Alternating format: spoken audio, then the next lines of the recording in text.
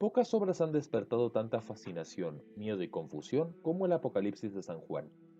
Desde los primeros siglos del cristianismo hasta hoy, ha sido leído con asombro reverente, pero también con inquietud. Su lenguaje enigmático, sus visiones de bestias, catástrofes, trompetas y juicios finales, lo han convertido en uno de los libros más comentados y más malinterpretados de toda la Biblia. Algunos lo ven como una profecía literal del fin del mundo, otros como una alegoría espiritual, otros como una narración de hechos ya pasados. Y entre esas lecturas, la Iglesia ha sostenido siempre una comprensión más profunda. El Apocalipsis no es, en primer lugar, un calendario de catástrofes, sino una revelación de Cristo glorioso, que triunfa sobre el mal y conduce la historia a su plenitud. El propio título lo dice todo. Apocalipsis significa revelación, no destrucción. No se trata de un libro que anuncie el colapso del mundo, sino de uno que revela el sentido último de la historia humana.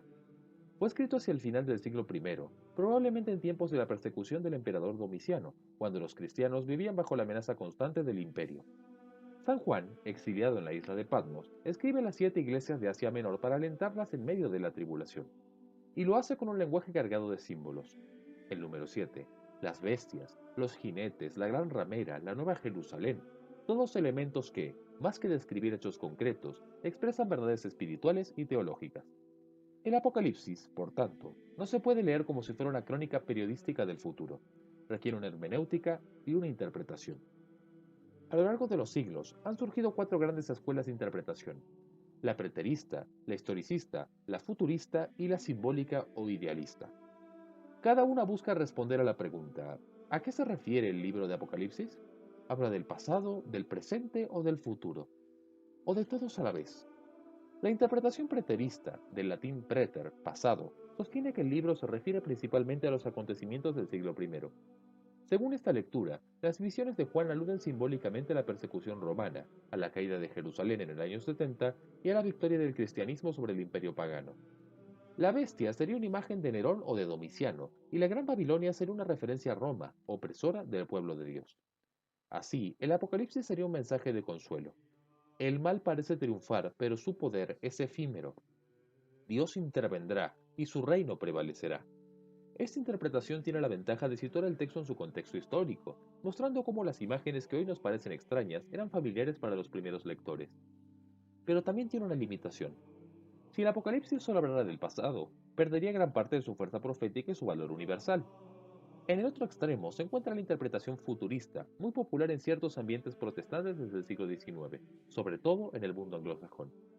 Según esta visión, la mayor parte del Apocalipsis, a partir del capítulo 4, describe eventos que aún no han sucedido y que se cumplirán literalmente en los últimos tiempos. El surgimiento del Anticristo, la gran tribulación, la batalla final de Armagedón, la venida gloriosa de Cristo y, por supuesto, el juicio final. Es la lectura más cinematográfica, por decirlo así, la que inspira películas, novelas y predicaciones apocalípticas sobre el fin del mundo. Sin embargo, la Iglesia Católica ha sido cautelosa ante este enfoque, porque tiende a convertir el Apocalipsis en una especie de mapa predictivo del futuro, olvidando su dimensión simbólica y espiritual. Para la teología cristiana, el libro no busca saciar la curiosidad sobre fechas o catástrofes, sino sostener la esperanza y la fe en medio de la historia. Una tercera corriente es la interpretación historicista, que ve el Apocalipsis una profecía continua de toda la historia de la Iglesia, desde el siglo I hasta el fin de los tiempos. Según esta lectura, cada símbolo o etapa del libro corresponde a un periodo histórico concreto. Las 7 iglesias representarían las 7 edades de la iglesia. Las bestias, distintos imperios o sistemas de poder. Las trompetas y copas, guerras, crisis o herejías que se han sucedido en el tiempo. Esta visión fue común en la Edad Media y en la Reforma. Lutero y otros reformadores llegaron a identificar al anticristo con el papado, mientras que autores católicos lo veían en los grandes perseguidores de la fe. El riesgo del historicismo, sin embargo, es el de manipular el texto según los intereses de cada época, adaptando sus símbolos a conveniencia y reduciendo su universalidad a una mera cronología de conflictos. Finalmente, está la interpretación simbólica o idealista, la más cercana al enfoque tradicional de la Iglesia. Según ella, el Apocalipsis no describe hechos pasados o futuros concretos, sino que expresa, mediante símbolos, las realidades permanentes del drama entre el bien y el mal. Las bestias representan las fuerzas del pecado y la idolatría que se manifiestan en todos los tiempos. La Nueva Jerusalén simboliza el triunfo final del amor divino. Las catástrofes evocan el juicio de Dios sobre la historia humana, que se renueva con cada generación. En esta lectura, el Apocalipsis es, sobre todo, una revelación del sentido espiritual de la historia. Cristo, el Cordero Inmolado, reina ya desde su cruz, y su victoria se hace presente cada vez que el bien vence al mal en el corazón humano. Estas cuatro interpretaciones no son necesariamente excluyentes. De hecho, la hermenéutica católica suele integrarlas. El Concilio Vaticano II, en la Dei Verbum, recuerda que la escritura posee varios niveles de sentido: el literal, el moral, el alegórico y el anagógico. Así, el Apocalipsis puede aludir simultáneamente al pasado, las persecuciones del imperio, al presente, las luchas espirituales de la Iglesia, y al futuro, la consumación del reino. No hay que elegir entre una lectura histórica y una simbólica, ambas se complementan. Lo importante no es fijarse en los detalles escatológicos, sino captar el mensaje central. El mal no tiene la última palabra. Cristo es el Señor de la historia. El contexto original del libro ayuda a comprenderlo mejor. San Juan escribe a una comunidad acosada por la persecución y tentada de caer en la desesperanza o la idolatría. El culto imperial exige adorar al César como Dios, y los cristianos, al negarse, eran acusados de traición. En ese ambiente, el Apocalipsis se presenta como una proclamación de resistencia. No hay más Señor que Cristo. El Cordero degollado, símbolo de Cristo crucificado, es el verdadero vencedor, mientras que los poderes del mundo, por más terribles que parezcan, están destinados a caer. La visión final de la Nueva Jerusalén, donde ya no habrá muerte, ni llanto, ni dolor, no es una promesa de evasión, sino una certeza. El sufrimiento tiene sentido, porque la historia está en manos de Dios. Esa visión del Cordero es clave para toda la teología del libro. Frente a las imágenes violentas de las bestias y los ejércitos, el poder de Dios se manifiesta en la mansedumbre del sacrificio. El Apocalipsis no glorifica la violencia, sino que la desenmascara. Nos muestra que el mal es autodestructivo, que su aparente triunfo conduce al vacío y que la verdadera victoria pertenece al amor que se entrega. Por eso, la liturgia celestial ocupa el centro del libro. Ángeles, santos y mártires adoran al Cordero, cantando Santo, Santo, Santo. La estructura misma del texto es una gran liturgia, una misa cósmica donde el cielo y la tierra se unen. En el fondo, el Apocalipsis no es un libro sobre el fin del mundo, sino sobre el sentido de la Eucaristía, la presencia de Cristo que renueva la creación y la conduce a su plenitud. A lo largo de los siglos, la Iglesia ha insistido en esta dimensión esperanzadora. San Jerónimo decía que el Apocalipsis tiene tantos misterios como palabras, pero también que su finalidad no es atemorizar, sino consolar. San Agustín, en La ciudad de Dios, interpretó las dos ciudades del libro, Babilonia y Jerusalén, como símbolos de amores que recorren toda la historia. El amor de sí hasta el desprecio de Dios y el amor de Dios hasta el desprecio de sí. Toda la historia humana puede entenderse como la lucha entre esas dos ciudades, que no son tanto lugares geográficos como estados del alma. Así, el Apocalipsis no habla solo del futuro, sino del presente del corazón. Santo Tomás de Aquino, siguiendo esta línea, veía en el libro una revelación del orden providencial de la historia. Para él, el número 7, que aparece constantemente, simboliza la totalidad del tiempo y la perfección divina. Cada ciclo de 7, 7 sellos, 7 trompetas, 7 copas, representa una etapa del juicio de Dios, no en sentido cronológico, sino moral y espiritual. La historia humana está atravesada por crisis que purifican, por pruebas que separan el bien del mal, hasta que el reino de Dios se manifieste plenamente. Pero ese reino, en cierto modo, ya ha comenzado.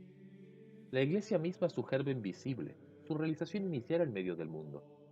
Por eso, para la teología católica, el milenio del Apocalipsis no es un futuro reino terrenal, sino el tiempo presente de la Iglesia, en que Cristo reina espiritualmente por medio de la gracia. Esta interpretación, llamada amilenalismo, fue confirmada por la tradición eclesial. La Iglesia ha rechazado tanto el milenarismo carnal, la idea de un reino político de Cristo en la tierra antes del fin del mundo, como las lecturas fatalistas o conspirativas. El catecismo enseña que antes de la segunda venida de Cristo, la Iglesia pasará por una prueba final, una especie de imitación del drama de la cruz, en la que el mal parecerá triunfar. Pero incluso entonces, la victoria estará asegurada, porque el Cordero ya ha vencido. El Apocalipsis no invita al miedo, sino a la fidelidad, a perseverar en la fe, confiando en que la historia, por oscura que parezca, tiene un sentido. Quizás esa sea la enseñanza más actual del libro. En cada época, los cristianos han leído el Apocalipsis viendo en él su propio tiempo. En la caída de Roma, en las invasiones bárbaras, en la peste, en las guerras mundiales, en las crisis contemporáneas, siempre se ha sentido que el drama escrito por San Juan se repite. Y es verdad. El Apocalipsis no pertenece solo al final de los tiempos, sino a todo tiempo en que el mal parece dominar. Su mensaje no envejece porque describe una constante de la condición humana. La bestia y la ramera, Babilonia y la Nueva Jerusalén no son solo realidades del futuro, son símbolos de las estructuras del pecado y de la gracia que conviven en la historia. Cada vez que un cristiano resiste la tentación, Cada vez que el amor vence al odio, el Apocalipsis se cumple de nuevo. Cada vez que una comunidad celebra la Eucaristía y proclama, ven Señor Jesús, el cielo y la tierra se tocan y la historia se acerca un paso más a su consumación. La clave, entonces, no está en descifrar los códigos ocultos del texto ni en buscar signos del fin, sino en reconocer que el fin del mundo ya comenzó en la cruz. Desde el Calvario, el juicio de Dios se ha manifestado. El bien y el mal están expuestos y el destino del hombre se juega en su libertad. El Apocalipsis, lejos de ser un libro de terror, es un canto de victoria. Nos recuerda que todo poder que se opone a Dios está condenado a derrumbarse y que incluso las pruebas más terribles son preludio de la renovación. Por eso, el cristiano no teme al Apocalipsis, lo espera con esperanza. Cuando la liturgia termina con la frase Ven Señor Jesús, está enunciando la oración final del libro. Es una súplica que no pide destrucción, sino plenitud, no el fin del mundo, sino su transfiguración. El Apocalipsis no cierra la Biblia con un grito de pánico, sino con una promesa de amor. He aquí que hago nuevas todas las cosas. Comprender esto es entender el corazón del cristianismo. La historia no es un ciclo sin sentido ni una tragedia sin salida. Es una marcha hacia la gloria, un drama en el que la victoria pertenece al Cordero. Por eso, más que un libro oscuro, el Apocalipsis es un libro luminoso que revela que el fin no será la nada, sino el encuentro definitivo con Dios. Y quizá ese sea, en última instancia, su mensaje más profundo. El verdadero fin del mundo no será una catástrofe, sino un renacimiento. El universo entero, purificado del mal, será transformado en la ciudad santa, donde ya no habrá noche, porque el Señor Dios la iluminará. Y entonces, la historia habrá alcanzado aquello para lo que fue creada desde el principio. La comunión eterna con el amor que no tiene fin. Si el video te gustó, te invito a suscribirte y regalarme tu me gusta, cosa que en verdad me ayudaría muchísimo. Que Dios te bendiga mucho. Muy buenas noches y muy buena suerte.